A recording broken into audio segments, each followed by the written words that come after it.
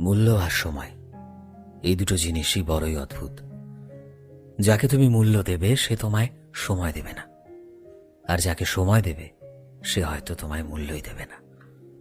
সত্যি তো এটাই যে মানুষ তোমার মূল্য ঠিক তখনই বুঝবে যখন তুমি তাদের কাছে অ্যাভেলেবেল থাকবে না। যতক্ষণ তুমি তাদের কাছে থাকবে তোমার মূল্য অর্ধেক করে দেওয়া হবে।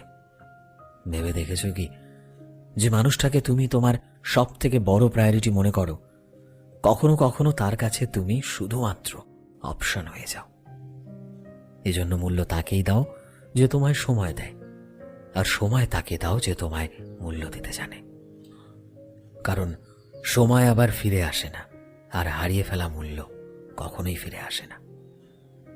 জীবনটা ছোট, এটাকে তাদের ওপর নষ্ট করো না যারা তোমার দাম দিতে জানে না।